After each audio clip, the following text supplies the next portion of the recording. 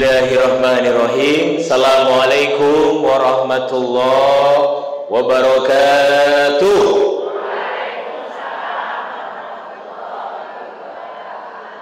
Innal hamdalillah nahmaduhu wa nasta'inuhu wa nastaghfiruh wa na'udzu billahi min sururi anfusina wa min sayyiati a'malina. May yahdihillahu fala mudilla lahu wa may yudlil fala hadiyalah. Asyhadu an la ilaha illallah wahdahu la syarikalah wa asyhadu anna Muhammadan abduhu wa rasuluh la nabiyya ba'dah. Rabbis shrah li sadri wa yassir li amri wahlul 'uqdatam min lisani yafqahu qawli. Pertama dan yang paling utama, spesial kami haturkan jazakumullah bi ahsanil jaza kepada guru kami Prof. Edi yang berkenan membersamai kami. Setelah belasan tahun tidak berjumpa, saya bisa silaturahim lagi. Yang kedua kalinya, Ketua Yayasan, salam takzim kami kepada Ketua Yayasan Masjid Syuhada dan juga takmir yang mewakili. Dan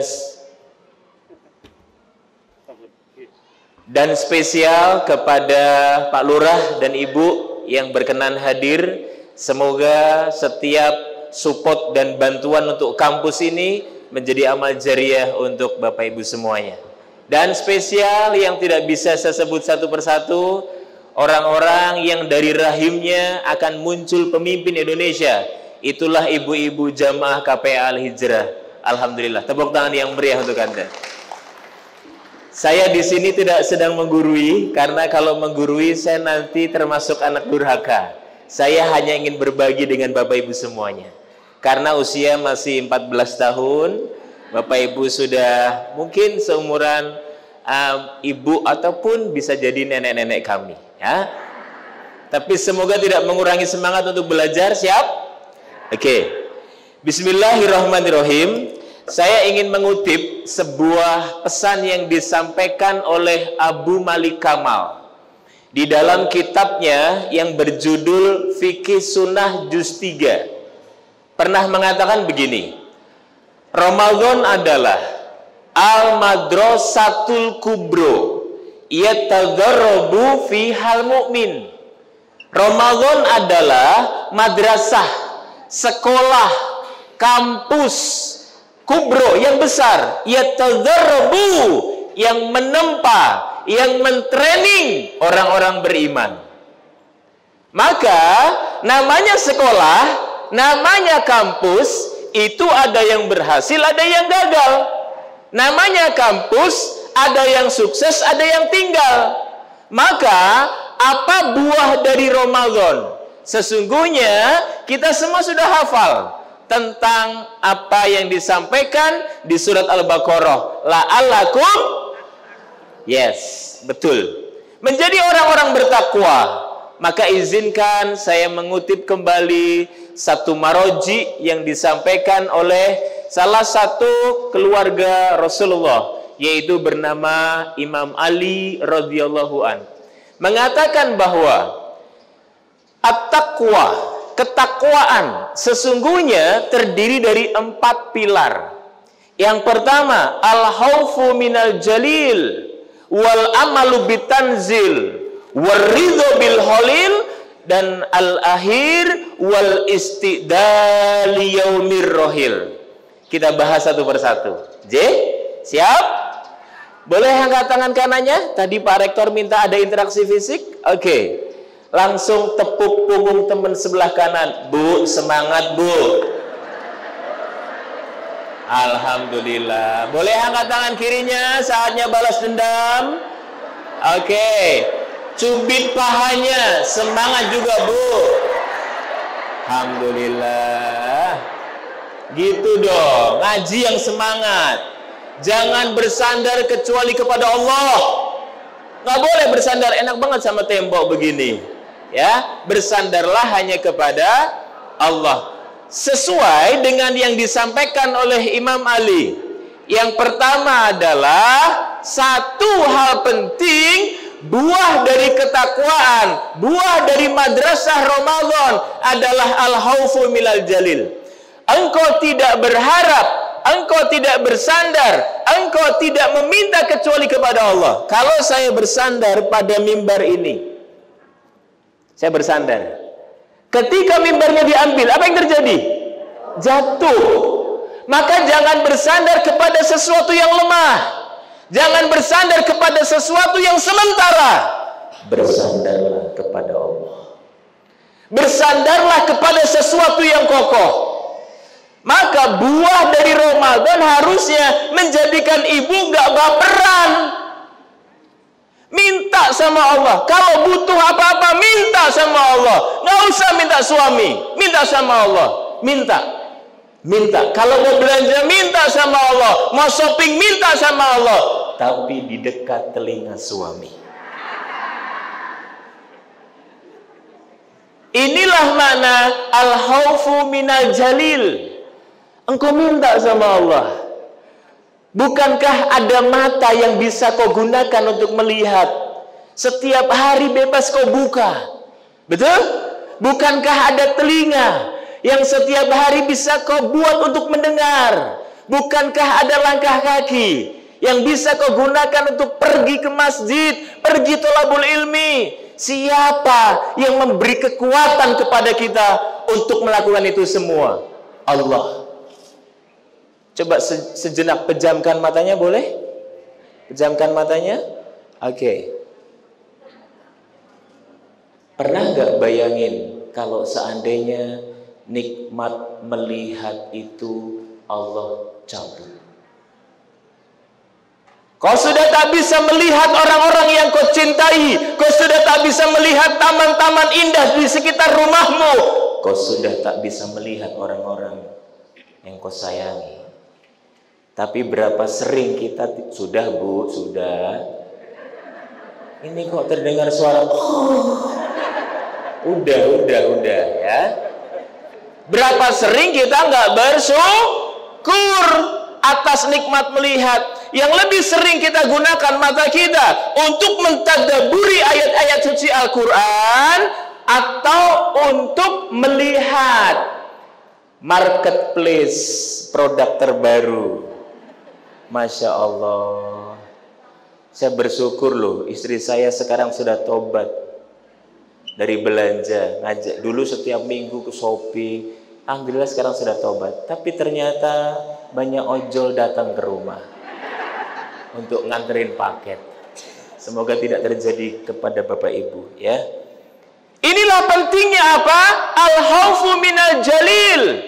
Engkau hanya berharap, engkau hanya meminta, engkau hanya bersandar kepada Allah. Tapi selama ini kita sering lupa tujuan. Coba Bu, berdandan itu harusnya untuk suami atau untuk orang lain? Yang kompak, berdandan untuk suami atau untuk orang lain? Tapi selama ini lebih cantik mana ketika mau menyambut suami atau ketika mau arisan? Hah? Cantikan mana ketika mau menyambut suami atau mau arisan? Ketika nyambut suami, baju yang dipakai apa? Daster tahun berapa? Pakai minyak nggak? Minyaknya apa?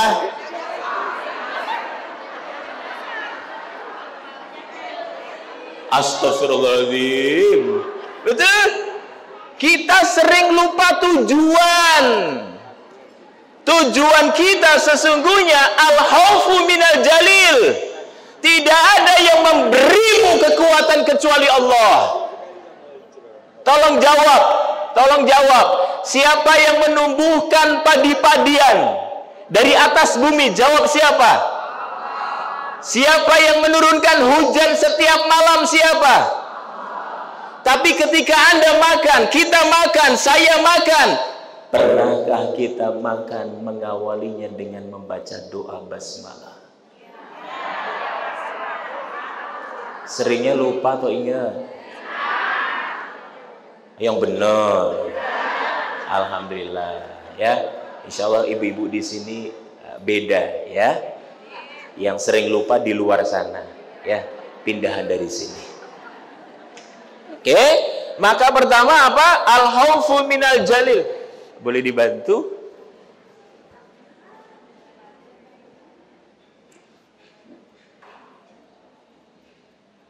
Ya, ini dia. Pertama, al-khaufu minal jalil. Minta kepada Allah, berharap kepada Allah, bersandar hanya kepada Allah. Yang kedua, apa yang kedua? Wal amalu bitanzil. Beramal setelah Ramadan, maka sesungguhnya indikator keberhasilan puasa adalah kita beramal melanjutkan amal-amal Ramadan. Makanya Ibnu Rajab mengatakan tanda Ramadanmu diterima kalau engkau menyusul dengan amal-amal yang lain di bulan Syawal. Tanda Ramadanmu diterima adalah satu kebaikan yang kau lakukan di bulan Ramadan akan mencari amal-amal yang lain. Jadi ketika kita diterima puasanya, sesungguhnya yang kedua adalah wal amalu bitanzil. Ada di sebuah hadis sahih disampaikan bahwasanya sahabat nanya, "Ya Rasulullah, apakah amal yang baik?" Nabi mengatakan apa? Amantu billah wa tasdiqum bih wal jihad fisabilillah. Perhatikan, amal terbaik apa? Amantu billah, engkau yakin tidak ada daun yang jatuh kecuali atas izin Allah. Engkau yakin tidak ada debu yang terbang di lantai yang kau duduki kecuali atas izin Allah. Inilah pentingnya keyakinan. Tapi namanya sahabat juga manusia. Sahabat mengatakan, adakah yang lebih ringan daripada itu? Perhatikan, Nabi mengatakan, ala tatahimallah, jangan engkau berprasangka kepada Allah. Jangan prasangka. Kita nggak pantas menilai. Jangankan Allah, manusia aja nggak boleh. Tapi seringkali kita begitu kan? Lihat, apalagi pas mau pengajian hari Rabu, jeng sini. Apa sih? Ternyata ibu itu pelakor. Masa? Ini ada buktinya nih. Ya Allah, kalau ngomongin temennya, jeng itu gamisnya nggak matching banget ya. Masa atasnya gelap, bawahnya terang banget. Emang nggak punya kaca ya? Ya Allah, kalau ngomongin temennya. Tapi di sini nggak jauh beda ya. Itu dia. Maka Bapak Ibu semuanya, ibu-ibu jamaah hijrah, penting. Yang kedua, belum. Yang kedua, wal amalu bitanzil. Kata Rasulullah, ala tatahimallah. Jangan persepsi. Jangan prasangka. Kalau bapak suami pulang malam, nggak usah persepsi. Oke, mari sediakan hati kita untuk berprasangka baik. Di satu hadis, di hadis yang lain diriwayatkan oleh Aisyah, hadis sahih, disampaikan, apakah amal terbaik bagi seorang muslim? Rasulullah mengatakan, tut'imut to'am, beri makan orang yang kau kenal ataupun tidak kau kenal. Masya Allah, beri makan. Nabi nggak mengatakan ya, al-khair, kebaikan itu sesuatu yang bukan hanya bermanfaat untuk dirimu. Maka Nabi tidak mengatakan amal terbaik itu sholat sunnah, puasa sunnah, zikir. Bukan. Nabi mengatakan kebaikan yang paling baik, al-khair, yang berdampak untuk orang lain, itu sesungguhnya tut'imut to'am, kasih makan. Maka setiap Rabu harus ada makan tuh. Ada nggak? Masya Allah ya. Penting. Apa itu? Untuk mengikuti sunnah Rasulullah. Tut'imut to'am, sekecil apapun. Ada sebuah hadis, tolong perhatikan, ini penting. 1400 tahun yang lalu, Aisyah di rumah, Rasul lagi pergi. Ada ibu-ibu bawa 2 anak dalam gendongan di depan rumah Aisyah, mengatakan, tolong berikan aku sesuatu untuk mengganjal perutku dan perut kedua anakku. Minta. Aisyah bingung. Waduh, lari ke dapur. Dapur, ada apa ya? Ketemu 3 buah kurma. 3 buah kurma. Lalu diberikan kepada pengemis ini.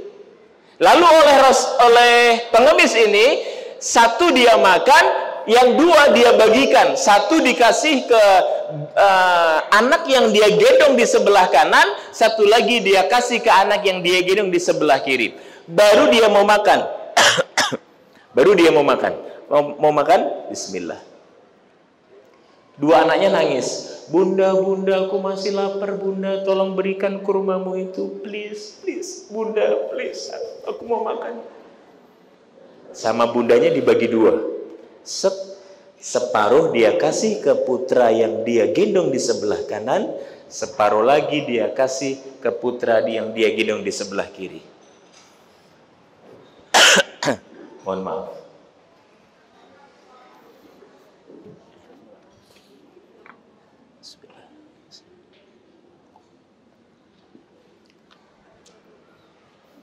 Pergilah mereka. Lalu Aisyah lihat dari bilik korden. Oke. Malamnya dia cerita sama Rasulullah. Perhatikan kalimat Rasulullah. Rasulullah mengatakan hurrima. Diharamkan ibu itu untuk masuk ke dalam neraka. Kalau diharamkan ke neraka berarti masuknya kemana? Masuk surga hanya 1 potong kurma. Maka jangan pernah Bapak Ibu menyia-nyiakan kebaikan sekecil apapun. Walaupun dengan senyum. Boleh sekarang lihat kanan kirinya, berikan senyum yang paling indah untuk kanan kirimu. Amaksa itu. Tolong lebih ikhlas. Berikan senyum. Masya Allah. Oke. Emang wajahnya begini ya? Oke, sekarang saya kasih resep biar bisa senyum. Angkat jari telunjuknya semuanya, boleh? Mohon izin. Oke, berhadapan dua-dua. Berhadapan dua-dua. Berhadapan dua-dua. Berhadapan dua-dua. Letakkan di depan hidung temannya. Semuanya, semuanya. Yang tidak mengangkat jari door press saya tahan. Ayo, ayo, angkat. Letakkan di depan hidungnya. Jangan dimasukin. Letakkan di depan hidungnya, letakkan di depan hidungnya. Sudah? Ucapkan. Naming.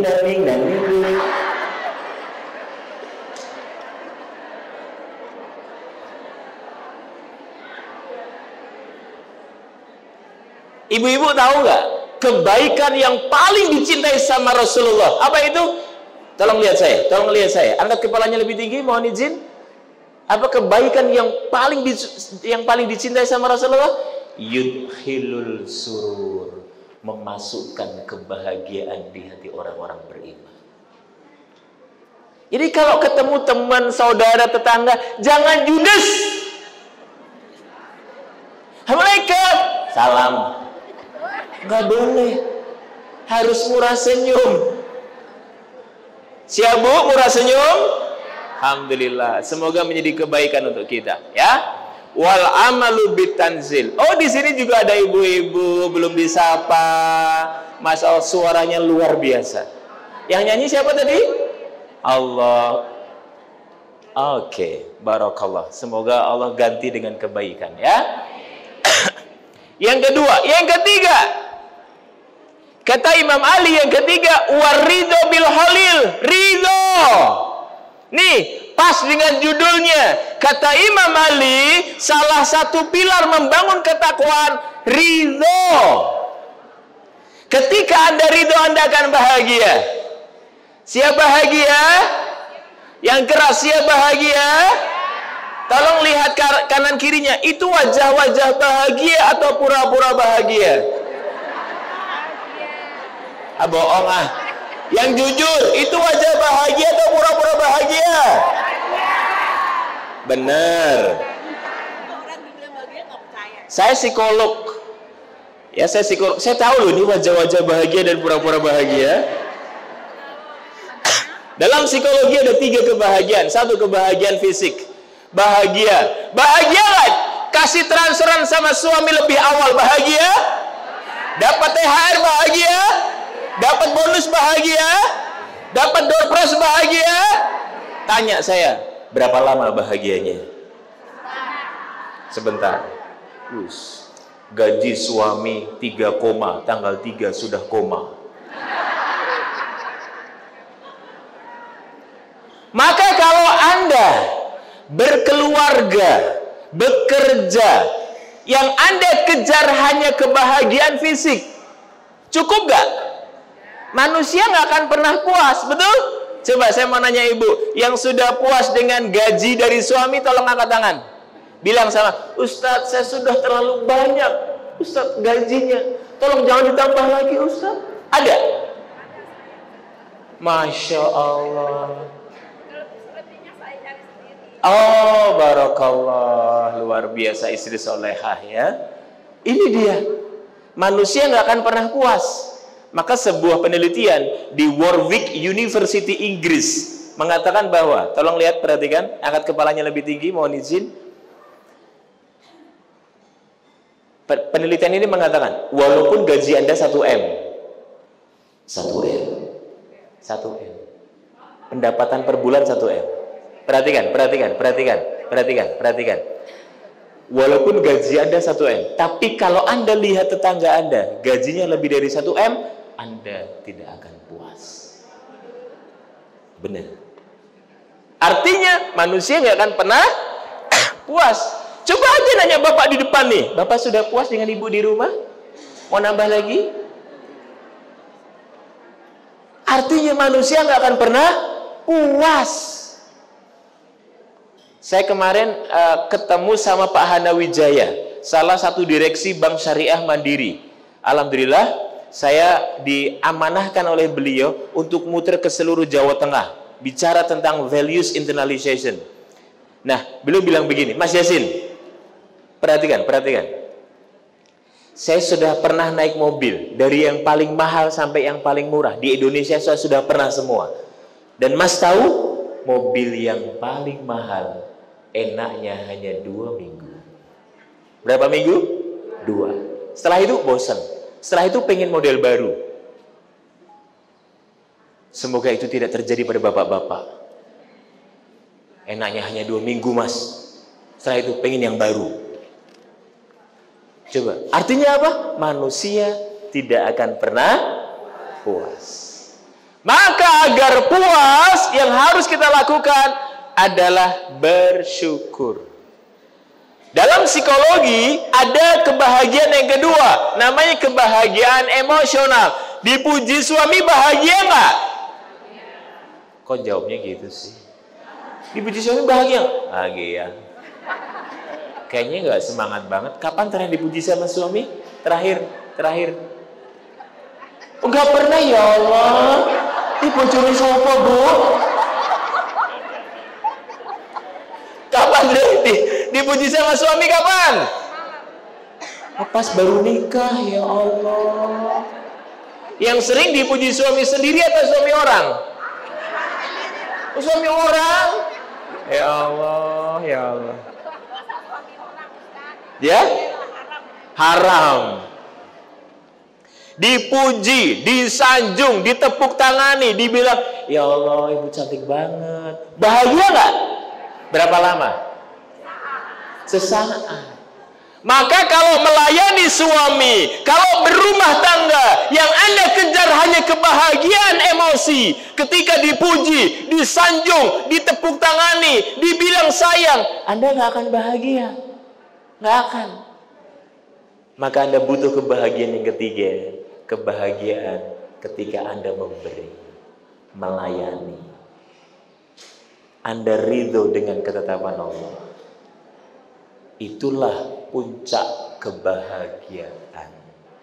Maka sekarang kita akan berlatih bahagia ketika memberi. Angkat tangan kanannya,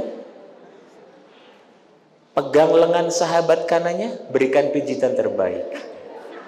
Terus, waktunya 2 jam. Terus. Mau dapat door prize nggak?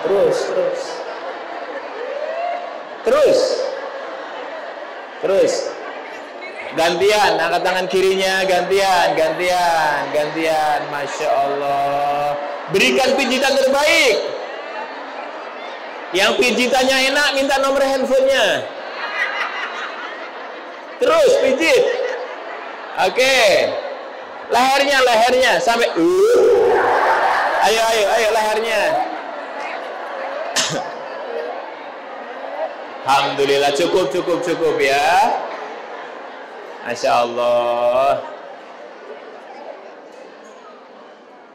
Bapak ibu lebih bahagia mijit atau dipijit? Yang lebih bahagia mijit angkat tangan. Yang lebih bahagia dipijit angkat tangan. Yang bahagia dua-duanya angkat tangan. Ini ibu yang suka cari aman. Suruh pilih satu, pilih dua. Oke. Mana yang lebih membahagiakan? Memberi atau diberi? Menolong atau ditolong? Mengasihani atau dikasihani? Memijit atau dipijit? Katanya dipijit. Pak Lurah Ical. Ada tamu di kantor. Oh, ada tamu.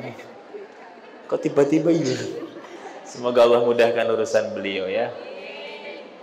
Kenapa memberi, menolong, mengasihani, membantu, memijit itu lebih membahagiakan?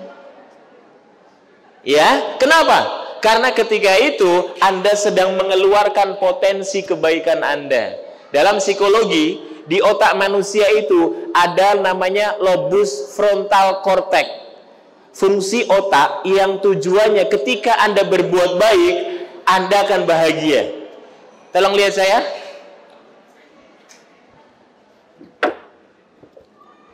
Tolong lihat ke depan, ini penting. Jadi sekali lagi, di otak manusia ada lobus frontal cortex, ini di tengah nih. Fungsinya apa? Ketika Anda menolong, membantu, meringankan beban orang lain, maka akan muncul perasaan bahagia. Namanya hormon dopamin dan hormon endorfin. Jadi, tolong lihat, ini penting.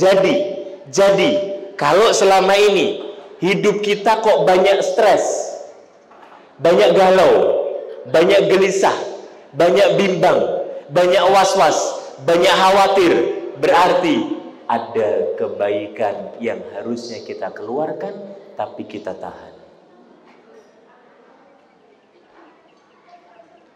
Kok hidup kita rasanya sumpek? Kok ramai begini, kok rasanya Anda terasing?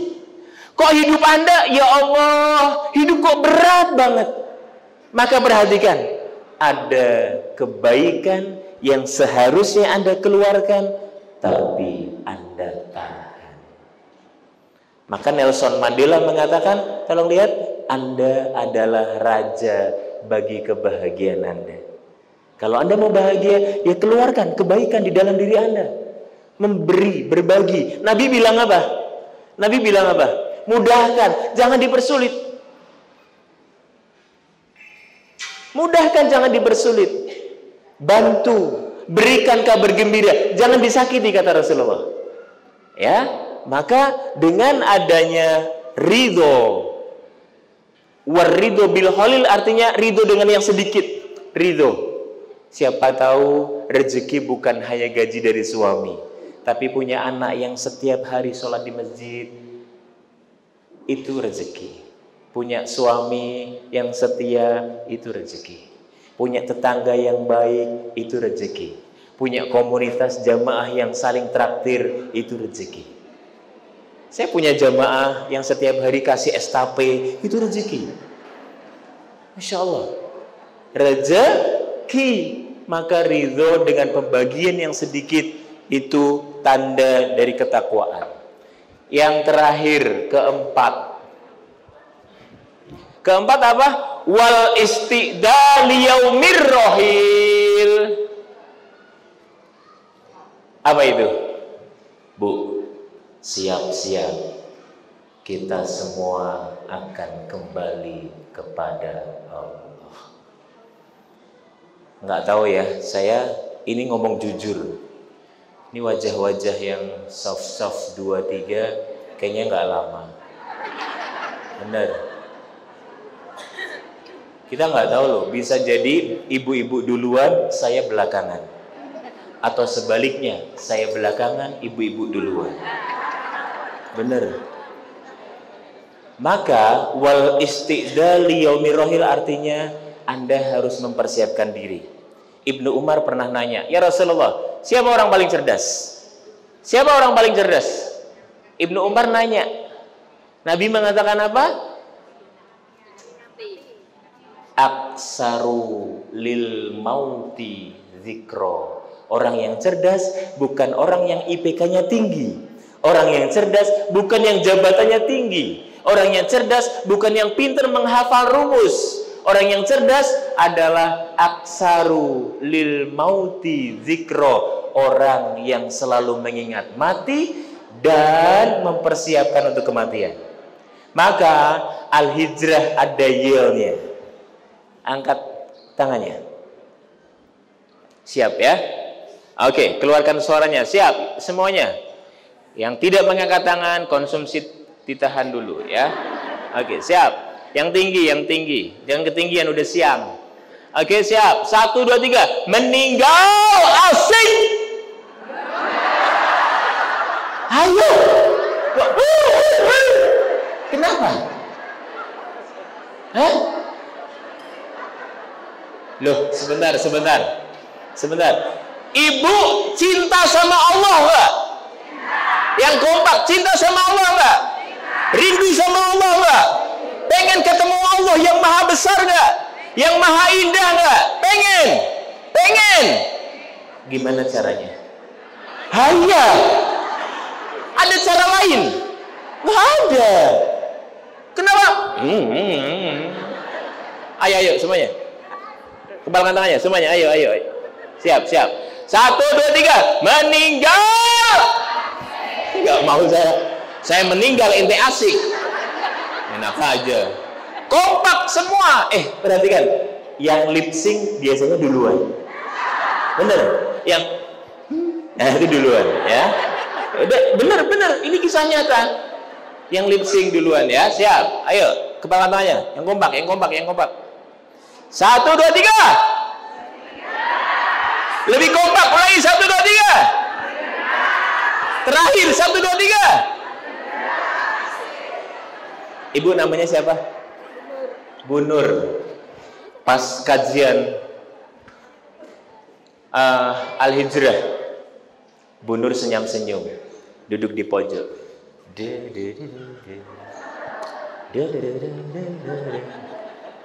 Ditanya kan sama Bu Dia, Bu, kok senyum-senyum, ketawa-ketawa sendiri?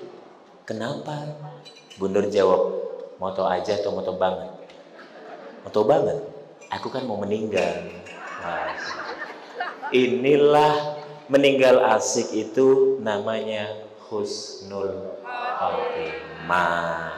Ya, semoga kita meninggal dalam keadaan lagi ngaji. Semoga kita meninggal ketika kita sedang dekat sama Allah. Jangan sampai meninggal ketika kita sedang zolim sama pasangan. Jangan sampai kita meninggal saat kita makan harta riba. Jangan sampai meninggal ketika kita sedang berselisih sama suami. Jangan sampai kita meninggal ketika kita banyak dibenci orang karena akhlak dan adab kita.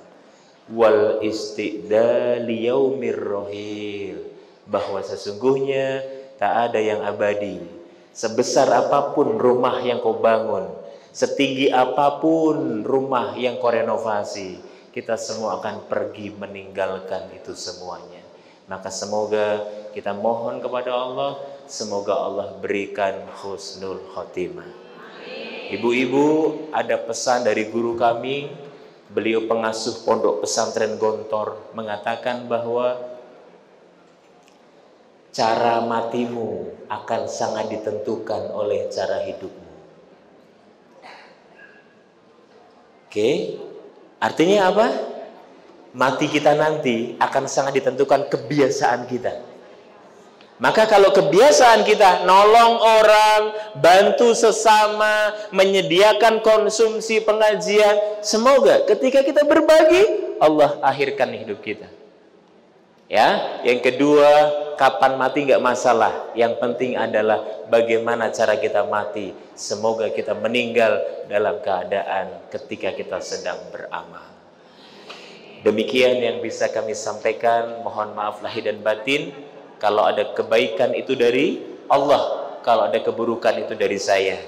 Ibu-ibu belakang sudah nggak sabar, lihat ke kanan terus ya. Dur present itu ya Allah. Semoga yang nggak dapat Allah berikan rezeki berlimpah untuk Anda.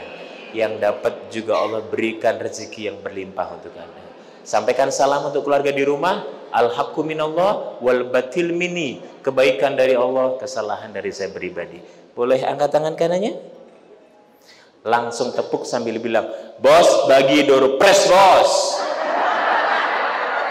Terima kasih. Subhanakallahumma wa bihamdika asyhadu an la ilaha illa anta astaghfiruka wa atubu ilaik. Assalamualaikum warahmatullahi wabarakatuh.